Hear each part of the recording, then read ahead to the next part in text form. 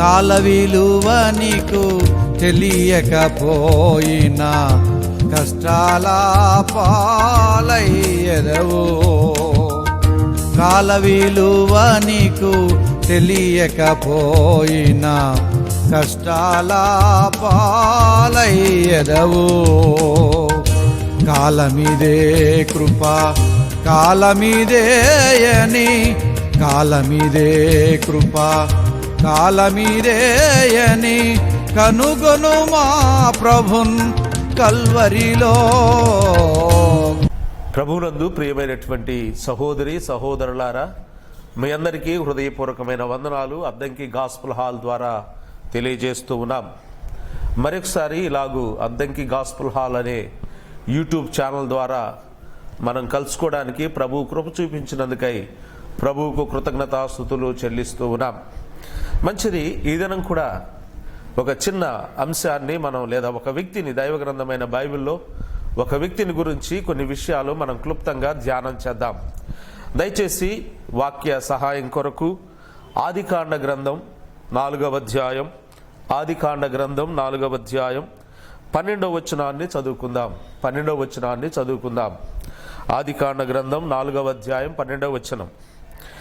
నీవు నేలను సేద్యపరుచున్నప్పుడు అది తన సారమును ఇక మీదట నీకు ఇయ్యదు. నీవు భూమి మీద దిగులు పడుచు దేశ దిమ్మరివై ఉందువనెను. ప్రభునందు ప్రియులారా, మనం చదువుకున్న ఈ ఆదికాండ గ్రంథం దైవ గ్రంథమైన బైబిల్లో మొదటి గ్రంథంగా ప్రస్తావించబడింది వరుస క్రమములో. అంత మాత్రమే కాదు, ఆది కాలములో అనాది కాలములో ప్రారంభ కాలములో జరిగిన సంగతులు ఎక్కువగా వ్రాయబడ్డాయి. అందుకే దీనికి ఆదికాండ గ్రంథం అని నామకరణం చేయబడింది. మనం గమనించినట్లయితే ఇప్పుడు మనం చదువుకున్న ఈ వచ్చిన భాగాల్లో ఆదికాండ గ్రంథములో భూమి మీద మొట్టమొదటి కుటుంబం మనకు కనబడుతుంది. ఆదాము అవ్వల కుటుంబం భూమి మీద మొదటి కుటుంబం. అంత మాత్రమే కాదు, ఆ కుటుంబము నుండే మనందరం కూడా వచ్చాము అని అనడానికి ఏమాత్రం సందేహం లేదు. ఆదాము నుండి మనందరం కూడా ఈ లోకములో జన్మించాం. ఆదాము అవ్వలు మొదటి దంపతులుగా ఈ భూమి మీద దేవుడే వారిని జతపరిచాడు అని మనం చూస్తూ ఉన్నాం. కాబట్టి మొదటి కుటుంబం అని చెప్పడం వల్ల ఏమాత్రం అతిశయోక్తి కాదని నా ఉద్దేశం, నా అభిప్రాయం. మీరు కూడా నా అభిప్రాయానికి ఏకీభవిస్తారని నేను నమ్ముతున్నాను. కాబట్టి ఈ మొదటి కుటుంబంలో మొట్టమొదట ఏం జరిగింది అని ఆలోచన చేస్తే, మొదటి కుటుంబాన్ని దేవుడు ఆశీర్వదించాడు. ఆశీర్వదించి వారికి సంతానాన్ని కూడా ఇచ్చినట్టుగా మనం చూస్తున్నాం. ఆదికాండం 4వ అధ్యాయం 1వ వచనంలో మనం గమనించినట్లయితే అవ్వ ఇలాగంటుంది, యెహోవా దయ వలన నేను ఒక మనుషుని సంపాదించుకున్నాను అనే మాట మనం చూస్తూ ఉన్నాం. ఆదాము వాళ్ళ దాంపత్యాన్ని దేవుడు ఆశీర్వదించిన కారణాన దేవుడు వారికి ఒక కుమారునిచ్చాడు. జ్యేష్ఠ కుమారుడుగా కయ్యూను ఉన్నాడు అని మనం చూస్తూ ఉన్నాం. ఈ జ్యేష్ఠ కుమారుడైన కయ్యూను గురించి అవ్వ ఏం చెప్పింది అంటే కదండి, ఏం చెప్పింది? యెహోవా దయ వలన నేను ఒక మనుష్యుని సంపాదించుకున్నాను అన్నాడు. అంటే అవ్వ చెప్తుంది, కయ్యూను మా కుటుంబంలో జన్మించడంలో వెనుక యెహోవా దయ ఉంది అనే మాట మనం చూస్తున్నాం. అంటే కయ్యూను జన్మించడం యెహోవా దయ వలన కలిగింది. కయ్యూను యొక్క జన్మ వెనుక బ్యాక్గ్రౌండ్ లేదా జన్మ వెనుక దేవుని దయ ఉన్నట్టుగా మనం, దేవుని సంకల్పం ఉన్నట్టుగా మనం చూస్తూ ఉన్నాం. అదే కయ్యూను గురించి మనం గమనిస్తే మొదటి వాడుగా కనబడుతున్నాడు. నేను అనుకుంటాను విశ్వాస వీరుల పట్టీలో మొట్టమొదట పేరు హేబేలుది కనబడుతుంది మనకు. హెబ్రీయులకు రాసిన పత్రిక 11వ అధ్యాయంలో విశ్వాస వీరుల పట్టి ప్రారంభం మనం గమనించినట్లయితే హేబేలుతో ప్రారంభించబడినట్టుగా కనబడుతోంది. వాస్తవానికి అక్కడ హేబేలు కంటే ముందుండవలసిన వాడు, హేబేలు తీసివేయాలని కాదు నా ఉద్దేశం, హేబేలు కంటే ఆ విశ్వాస వీరుల పట్టిలో ముందు ఉండవలసిన వాడు కయ్యూను కాదా అని మనం ఆలోచించినట్లయితే కయ్యూనే. విశ్వాస వీరుల పట్టిలో మొదట వరుసలో ఉండవలసిన వాడు కయ్యూను. కానీ ఏమైపోయాడు కయ్యూను? ఆ విశ్వాస వీరుల వరుసలో లేకపోవడానికి గల కారణం ఏంటి అని మనం గమనిస్తే, యెహోవా దయ వలన సంపాదించుకున్న కయ్యూను ఏమైపోయాడు అంటే 12వ వచనాన్ని చూడండి. అదే 4వ అధ్యాయం 12వ వచనం. కయ్యూను పరిస్థితి ఎంత దారుణమైన పరిస్థితి మనం చూస్తూ ఉన్నాం. 4వ అధ్యాయం 12వ వచనం. నీవు నేలను సేద్యపరుచునప్పుడు అది తన సారమును ఇక మీదట నీకియ్యదు. నీవు భూమి మీద దిగులు పడుచు దేశ దిమ్మరివై ఉందువనెను. చాలు, ఈ చివరి మాట మరొకసారి చదువుకుందాం. నీవు భూమి మీద దిగులు పడుచు దేశ దిమ్మరివై ఉందువు అని దేవుడైన యెహోవా నేరుగా కయ్యూనుతో మాట్లాడిన మాట. నేరుగా కయ్యూనుతో అంటున్నాడు యెహోవా, నీవు భూమి మీద దిగులు పడుతూ జీవిస్తావు, దిగులుతో జీవిస్తావు. అంత మాత్రమే కాదు, నీవు దేశ దిమ్మరివై తిరుగుతావు. స్థిరత లేని జీవితాన్ని నీకు ఇవ్వబోతున్నాను అన్నాడు. ఎందుకు? యెహోవా దయ వలన పుట్టినవాడు కాదా?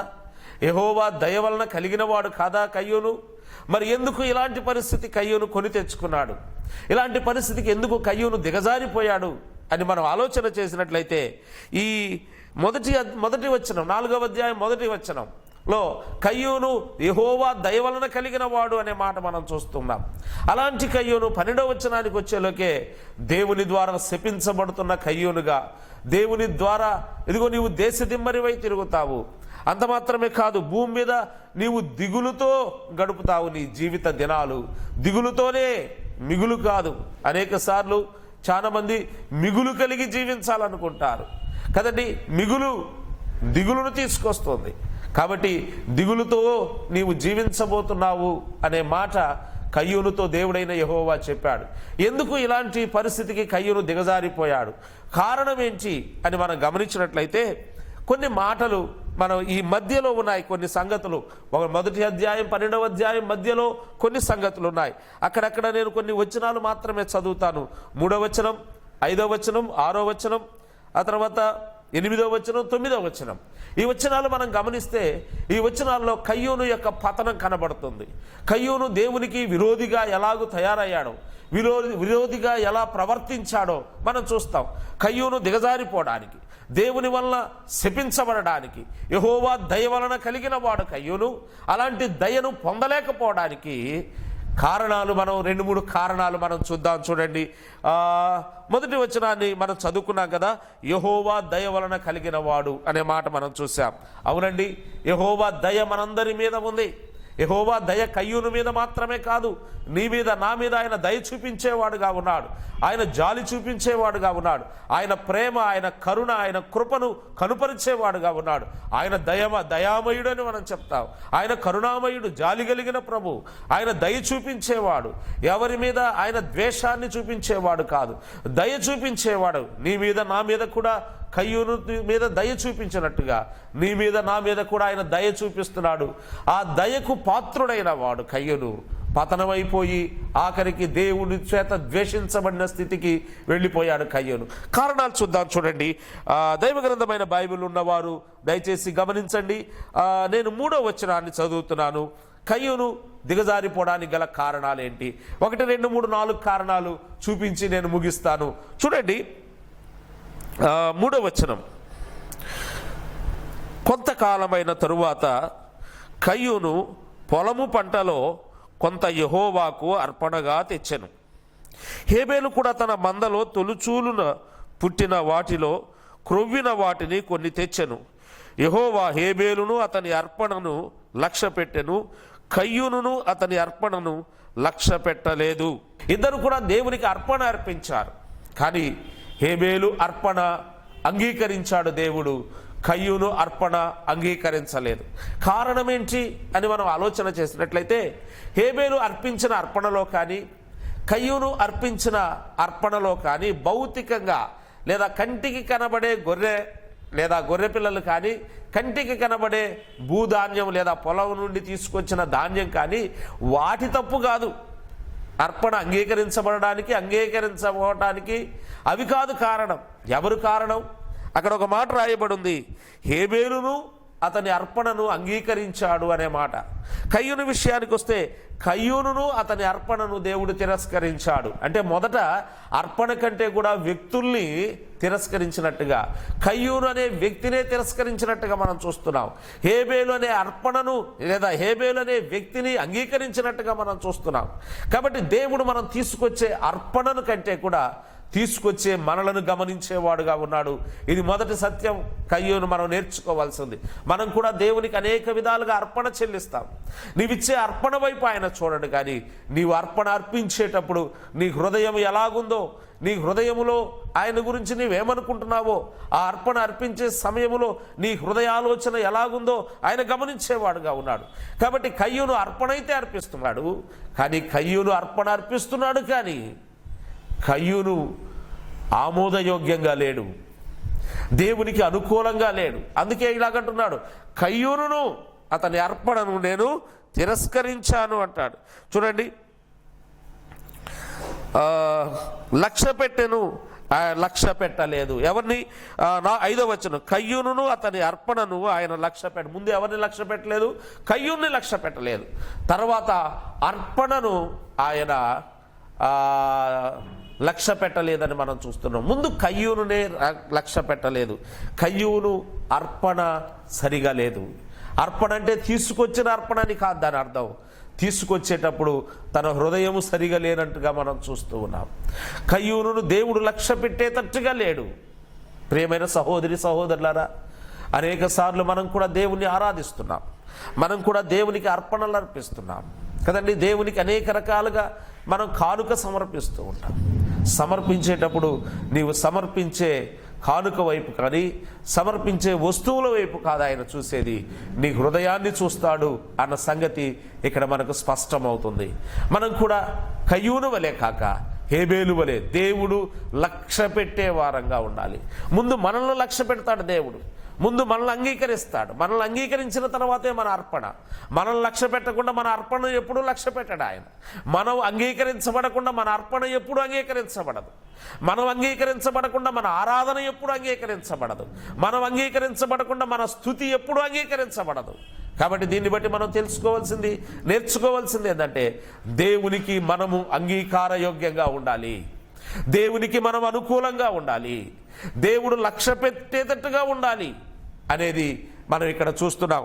కయ్యూను కదండి శపించబడడానికి మొదటి కారణం ఏంటంటే కయ్యూను దేవుడు లక్ష్య పెట్టేటట్టుగా కయ్యూను జీవితము లేదు. అర్పణ అయితే తీసుకొచ్చాడు, బలిపీఠం ఎందుకు వచ్చాడు, అర్పణ తెచ్చాడు, కానీ దేవుని అంగీకారానికి యోగ్యంగా కయ్యూను కనబడట్లేదు. కాబట్టి దేవునికి అర్పణ అర్పించే మనం అనేక సార్లు ఎలాగున్నాం మనం ఒకసారి పరిశీలన చేసుకుందాం ప్రియులరా, పరిశీలన చేసుకుందాం. రెండవ కారణం చూద్దాం.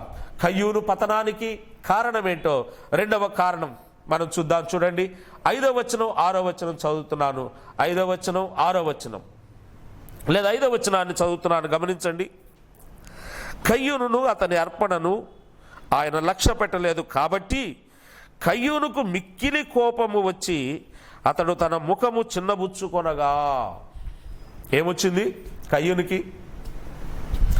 మిక్కిలి కోపము వచ్చి అనే మాట మనం చూస్తున్నాం. కయ్యూనుకు కోపం వచ్చింది, ఆగ్రహం. అర్పణ అని చెప్పుకున్నాం కాబట్టి ఆ వరుస క్రమంలో అలాగే చెప్పుకుందాం ప్రాసలో. కయ్యూను అర్పణ అంగీకరించబడలేదు. రెండవది కయ్యూనికి ఏమొచ్చింది? ఆగ్రహం వచ్చింది. ఎవరి మీద? ఒక్కసారి ఆలోచన చేస్తే ఎవరి మీద ఆగ్రహం? కయ్యూను కోపం లేదా ఆగ్రహం ఎవరి మీద అని మనం ఆలోచన చేస్తే మనకు అర్థమవుతుంది. అక్కడ ఆ వచన భాగాలు చదువుతుంటే ఎవరి మీద ఆగ్రహం చెప్పండి? దేవుని మీద. నాకు తెలిసి మానవ జాతిలో దేవుని మీద ఆగ్రహం చూపించిన వాడు కయ్యూనే, మొదటివాడు. చాలా వాటిల్లో మొదటివాడు, జ్యేష్ఠుడే. ఆదామవలకు భూమి మీద ఆదామవలకు జన్మించిన మొదటి సంతానం, జ్యేష్ఠ సంతానం కయ్యూనే. అంత మాత్రమే కాదు, మొదటి జ్యేష్ఠ హంతకుడు కూడా కయ్యూనే. అంత మాత్రమే కాదు, దేవుని మీద కోపాన్ని చూపించిన వాడు, మానవ జాతిలో దేవుని మీద కోపాన్ని ప్రదర్శించిన వాడు, దేవుని మీద ఆగ్రహాన్ని చూపించిన వాడు, దాంట్లో కూడా జ్యేష్ఠుడేనండి కయ్యూను. ప్రియమైన సహోదరి సహోదరులారా, కయ్యూను నీ అర్పణ అంగీకరించబడలేదు, నిన్ను నేను లక్ష్య పెట్టట్లేదు అన్నప్పుడు ఎందుకు ప్రభువా అని వివరాలు అడగాల్సిందే. ఎందుకు లక్ష్య పెట్టలేదు, నేనేంచి నాలో ఉన్న పొరపాటు ఏంటి అని దేవుని సన్నిధిలో దేవుణ్ణి అడగాల్సిన వాడు అడగడం కంటే ఆగ్రహాన్ని చూపిస్తున్నాడు. అడగవలసిన వాడు ఆగ్రహాన్ని ప్రదర్శిస్తున్నాడు, దేవుని మీద ఆగ్రహం చూపిస్తున్నాడు. దేవుని ఆగ్రహానికి మనం తట్టుకోలేం అన్న సంగతి తెలిసి కూడా ఆదామవ్వలు దేవుడు తినవద్దని చెప్పిన పండు తిన్నారు. వారు చెట్టు చాటున దాక్కున్నారు. అప్పుడు కూడా వారెప్పుడు కూడా దేవుని మీద ఆగ్రహం చూపించినట్టుగా కనబడదు. వారు దేవునికి భయపడ్డారు, పాపం చేశారు, తప్పు చేశారు, ఆజ్ఞను అతిక్రమించారు. దేవుడైన యెహోవా వచ్చి ఆదామా ఎక్కడ ఉన్నావు అన్నప్పుడు భయపడుతూ వణుకుతూ వారు దాక్కున్నారు చెట్టు చాటున. కానీ కయ్యూను ఆగ్రహాన్ని చూపిస్తున్నాడు దేవుని మీద కోపపడి అనే మాట మనం చూస్తున్నాం. కాబట్టి కయ్యూనుకు మిక్కిలి కోపం వచ్చి ఈ కోపం ఏం చేస్తుంది చెప్పండి? కోపం మనల్ని ఎక్కడికి తీసుకువెళ్తుంది? సహజంగా మన కుటుంబాల్లో తల్లిదండ్రుల మీద పిల్లల కోపం వస్తుంది అప్పుడప్పుడు. చిన్నవాళ్ళు మన పెద్దవాళ్ళం, వాళ్ళకి మన మీద కోపం వచ్చినప్పుడు వాళ్ళు ఏం చేస్తారు? సహజంగా కొట్టలేరు మనల్ని. ఏం చేస్తారు అప్పుడు వాళ్ళు? పిల్లలు కదండి, అలుగుతారు, ముఖం చిన్నబుచ్చుకుంటారు. అప్పుడు అన్నం తినమన్నా నాకు వద్దంటారు. ఇదిగో ఈ చాక్లెట్ తీసుకో అన్నా కూడా నాకు వద్దు అంటారు. ముఖం చిన్నబుచ్చుకుంటారు, దిగులుతో ముఖం పెట్టుకుంటారు. ఆ ముఖం చిన్నబుచ్చుకొని ఉన్నప్పుడు దిగులుతో అలగడం ఇవన్నీ కనబడతాయి ఆ ముఖంలో. ఇక్కడ కూడా దేవుడైన యెహోవా కయ్యూనుతో గనకొచ్చి మాట్లాడుతున్నప్పుడు ఆగ్రహం వచ్చింది. ఆగ్రహం వచ్చిన తర్వాత ముఖం చిన్నబుచ్చుకున్నాడు అనే మాట మనం చూస్తున్నాం. ముఖం చిన్నబుచ్చుకున్నాడు. ఆ తరువాత ఏం చేశాడు కయ్యూను? ఆ ఆగ్రహం కయ్యూను ఎక్కడికి తీసుకువెళ్ళింది? కోపం అనేక సార్లు మనల్ని పాపం చేయడానికి ప్రేరేపిస్తుంది. కోపం పాపం చేయడానికి మనల్ని ప్రేరేపిస్తుంది. దేవుని నమ్మిన పిల్లలమైన మన కోపతాపాలు ఎక్కడికి వెళ్తున్నాయో మనం ఆలోచన చేసుకోవాలి. మన కోపాలు మనల్ని ఎటువైపు తీసుకువెళ్తున్నాయో మనం ఆలోచన చేసుకోవాలి. కోపానికి ఉన్న లక్షణం ఏంటంటే, కోపం అనేది మనల్ని పాపం చేయడానికి ప్రేరేపిస్తుంది. ఇక్కడ కయ్యూను కోపగించుకున్నాడు, చిన్నపుచ్చుకున్నాడు, అలిగాడు. కోప్పడిన తర్వాత కయ్యూను ఏం చేశాడండి?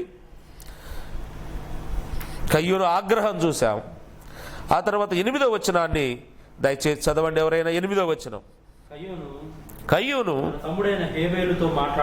తన తమ్ముడైన హేబేలుతో మాట్లాడెను. వారు పొలములో ఉన్నప్పుడు కయ్యూను తన తమ్ముడైన హేబేలు మీద పడి అతనిని చంపెను. చాలు. ఆగ్రహం ఎక్కడికి తీసుకువెళ్ళుతుంది? కయ్యూను అంటే అపరాధము చేయడానికి ప్రేరేపించింది. ఆగ్రహంలో నుండి ఎక్కడికి వెళ్ళాడు కయ్యూను? అపరాధం చేయడానికి ప్రేరేపించబడ్డాడు. ఎక్కడున్నారంట? తన తమ్ముడు తాను ఎక్కడున్నారు? పొలములో ఉన్నారు. పొలములో ఉండడం ఎంత శ్రేష్టం అండి! పొలములో ఉండే అనుభవం, ధ్యానించే అనుభవం. ఇస్సాకు పొలములో ఉండి ధ్యానిస్తున్నాడు. ఎంత ఆశీర్వాదకరమైన అనుభవం! పొలములోనే ఉన్నారు కయ్యూను హేబేలు. ఆత్మీయంగా తీసుకుందాం ఆ పొలం అనే మాటను. సంఘములో ఉన్నారు. కానీ కయ్యూను ఏం చేశాడంటే అపరాధము చేశాడు, హత్య చేశాడు, తన తమ్ముడైన హేబేలును చంపాడు. కయ్యూను ఆగ్రహం ఎక్కడికి తీసుకువెళ్ళింది అంటే కయ్యూని అపరాధము చేసే వరకు తీసుకువెళ్ళింది, నరహత్య చేసే వరకు తీసుకువెళ్ళింది. అపరాధము జరిగించాడు కయ్యూను. ఇది కయ్యూను పతనానికి మూడవ కారణం ఇదేనండి. మొదటిది అర్పణ సరిగా లేదు కయ్యూనుది. అంటే అర్పణ అంటే భౌతికంగా కనబడే వస్తువులు కాదు. కయ్యూను అర్పణ అంటే హృదయార్పణ సరిగా లేదు, హృదయం సరిగా లేదు. మనం పాట ఒకటి పాడుకుంటాం, అర్పింతును నా హృదయార్పణ, కానుకల పాటలో పాడుకుంటాం, అర్పింతును నా హృదయార్పణ.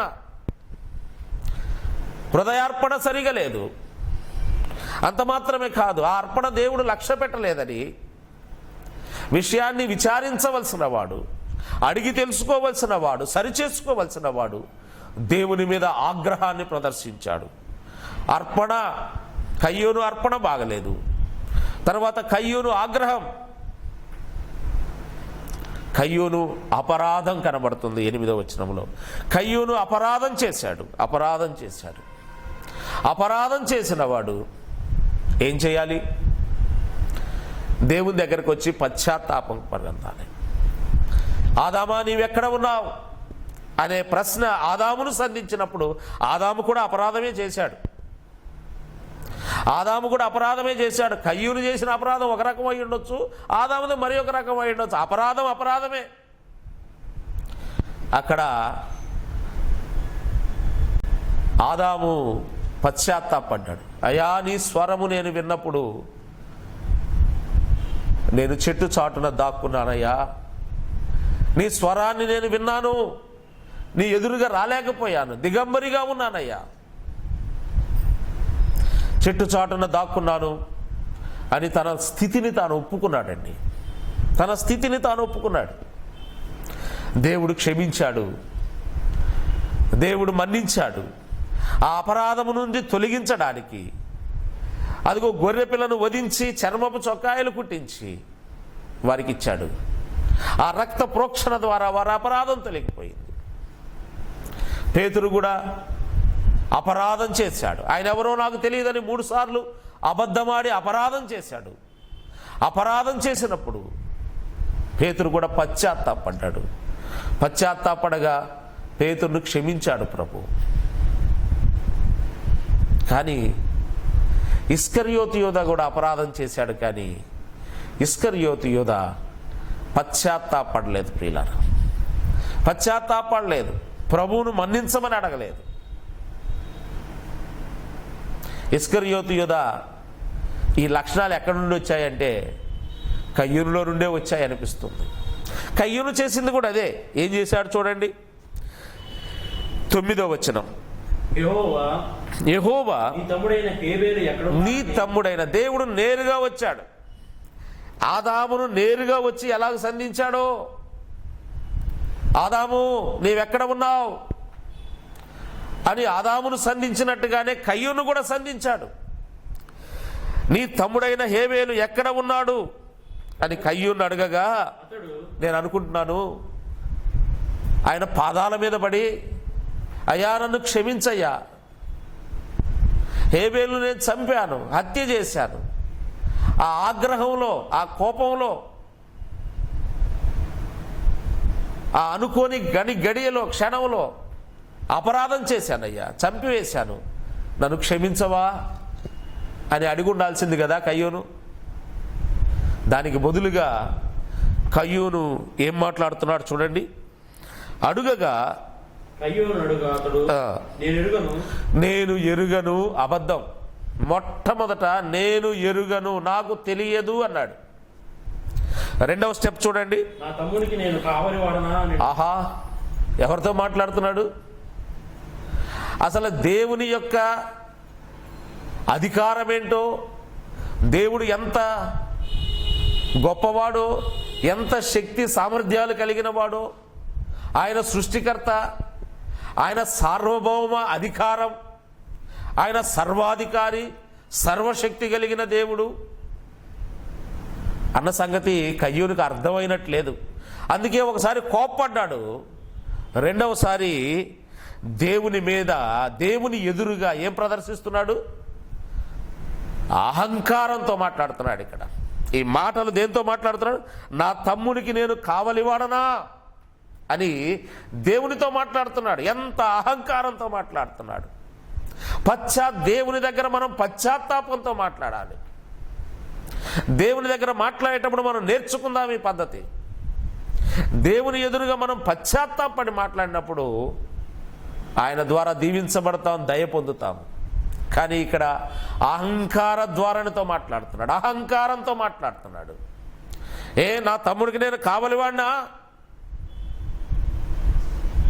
సర్వాధికారి అయిన దేవునితో మాట్లాడుతున్నాడు సంగతి మరిచాడు. అహంకారముతో మాట్లాడిన కయ్యూను అహంకారం, కయ్యూను అహంకారం ఎక్కడికి తీసుకువెళ్ళింది అంటే, ఇప్పుడు చదువుకుందాం 11వ వచనం, కావున నీ తమ్ముని రక్తమును 12వ వచనం, నీవు నేలను సేద్యపరచునప్పుడు అది సారము ఇక మీదట నీకు, అది నేల నుండి నీకు ఆహారం కష్టంగా వచ్చేటట్టుగా, సారము ఇవ్వకుండా నీవు ఎక్కడికి పోయి వ్యవసాయం చేసినా, ఏది చేసినా నీకు ఇబ్బందికరమైన పరిస్థితులు వచ్చేటట్టు చేస్తాను కయ్యోను. తర్వాత నీవు భూమి మీద దిగులు పడతావు. భూమి మీద ప్రజలందరూ, మా లోకంలో ఉన్న ప్రజలందరూ దేంతో జీవించాలనుకుంటారు? మిగులుతో జీవించాలనుకుంటారు.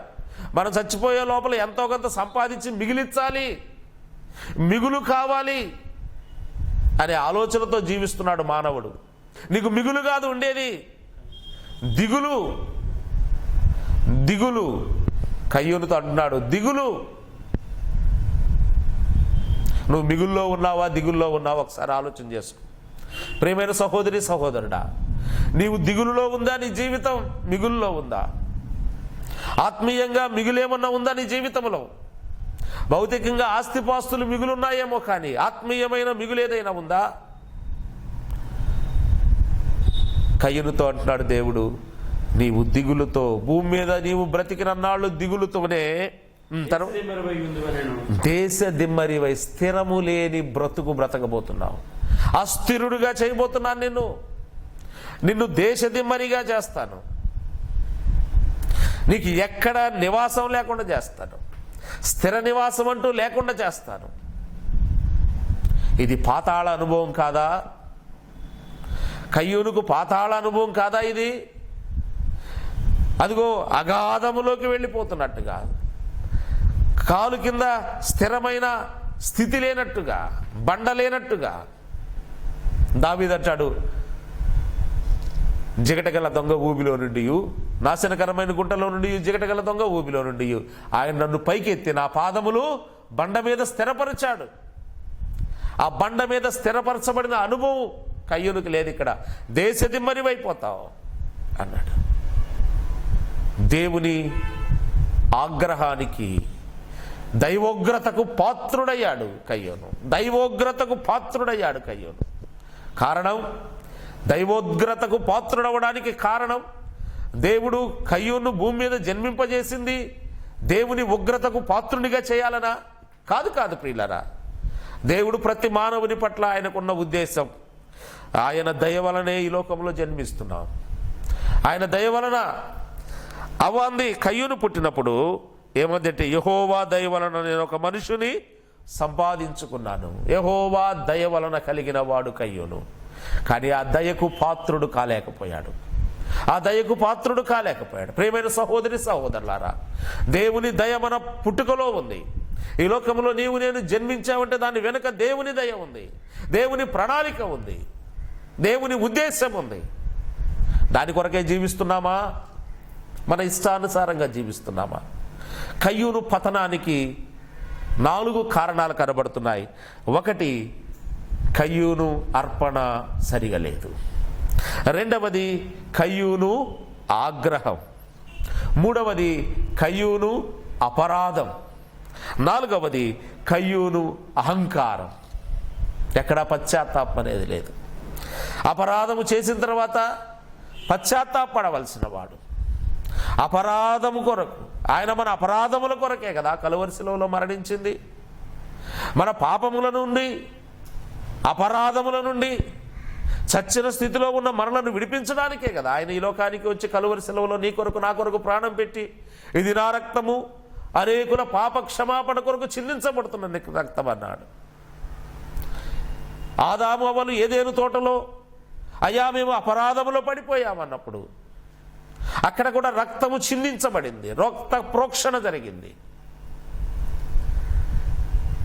అపరాధములో పడిపోయిన ఇశ్రాయేలీ ప్రజలు ఐగుప్తులో ఉండగా గొర్రెపిల్ల రక్త ప్రోక్షణ ద్వారా వారు విడిపించబడ్డారు. అలాగే మనందరి అపరాధముల కొరకై మన ప్రభువైన యేసుక్రీస్తు ఈ లోకానికి వచ్చాడు. ఇదిగో లోక పాపమును మోసుకొని పోవుచున్న దేవుని గొర్రెపిల్లగా తను తాను ప్రత్యక్షపరుచుకున్నాడు.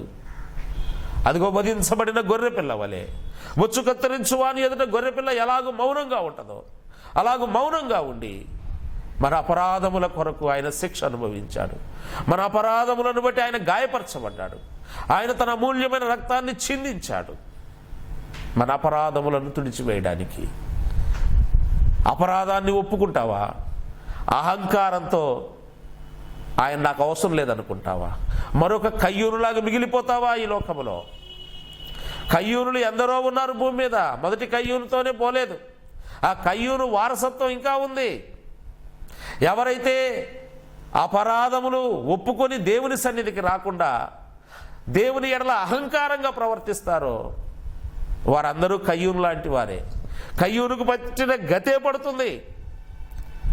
అందుకు కాదు ప్రియులారా మనల్ని సృష్టించింది ఆయన, ఈ లోకములో జన్మింపజేసింది అందుకు కాదు, ఆయన దయను చూపించడానికి. నేను యెహోవా దయ వలన ఒక మనుష్యుని సంపాదించుకున్నాను. అవును, యెహోవా దయ వలన కలిగిన వాడు, కానీ ఆ దయకు పాత్రుడు కాలేకపోయాడు, ఆ దయను పొందలేకపోయాడు. నీ పుట్టుక వెనక, నా పుట్టుక వెనక, మన జీవితాల వెనుక దేవుని దయ ఉంది ప్రియులారా. ఆ దయను తిరస్కరిస్తావా? పోగొట్టుకుంటావా? దూరం చేసుకుంటావా? దూరం చేసుకుంటే దేవుని శాపానికి గురవ్వక తప్పదు. అగ్నిగంధకములతో మండుగుండములో నీవు పాలు పొందక తప్పదు. పశ్చాత్తాపడతావా?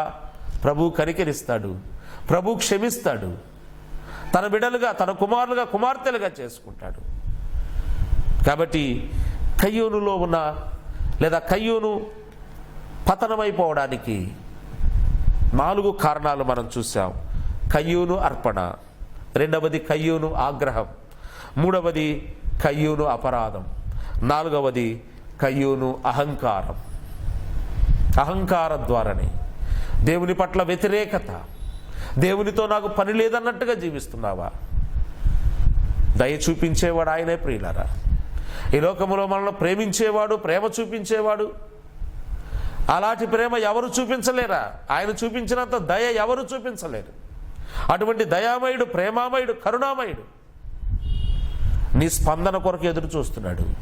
నీవెలా స్పందిస్తావో దేవుని వైపు తిరిగి అని ఎదురు చూస్తున్నాడు. నీ స్పందన కొరకు దేవుడు ఎదురు చూస్తున్నాడు. ప్రియమైన సహోదరి సహోదరులారా, కయ్యూను జీవితాన్ని మనం ధ్యానం చేసినప్పుడు కయ్యూను పోగొట్టుకున్నాడు దేవుని భాగ్యాన్ని. మనం అలా కాకుండా ప్రభువును ఆశ్రయించి మన అపరాధములు క్షమించగలిగిన వాడు ఆయనే.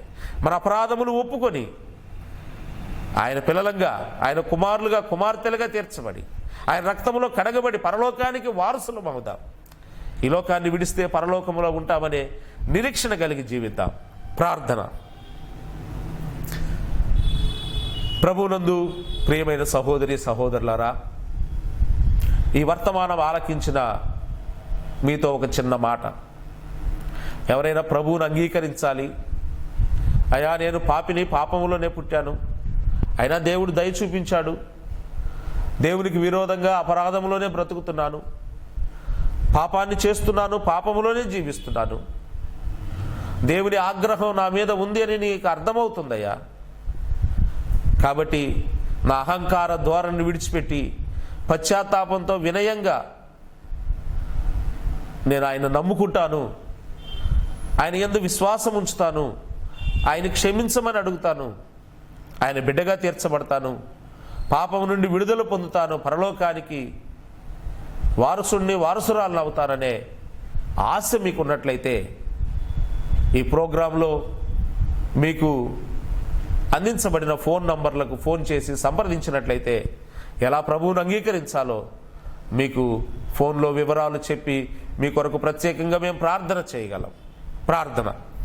కరుణా సంపూర్ణమైన మా ప్రియ పరలోకపు తండ్రి, మీ పరిశుద్ధమైన ఘనమైన ఉన్నతమైన నామాన్ని బట్టి మీకు వందనాలు స్తోత్రాలు చెల్లిస్తున్నాం. మరొకసారి అద్దంకి గాస్పుల్ హాల్ అనే ఈ యూట్యూబ్ ఛానల్ ద్వారా ప్రజలను కలుసుకోవడానికి, ప్రజలతో నీ సందేశాన్ని పంచుకోవడానికి మీరు సహాయం చేసిన దాన్ని బట్టి మీకు వందనాలు స్తోత్రాలు చెల్లిస్తున్నాం. ఈ సందేశాన్ని ఆలకిస్తున్న ప్రతి ఒక్కరి హృదయాలను మీరు కదిలించండి, మీ ఆత్మ కార్యం జరిగించమని ప్రతి ఒక్కరిని పేరు పేరు వరుసన మీ కృపలో జ్ఞాపకం చేసుకోండి. కుటుంబాలను మీరు దీవించండి, ఆశీర్వదించండి.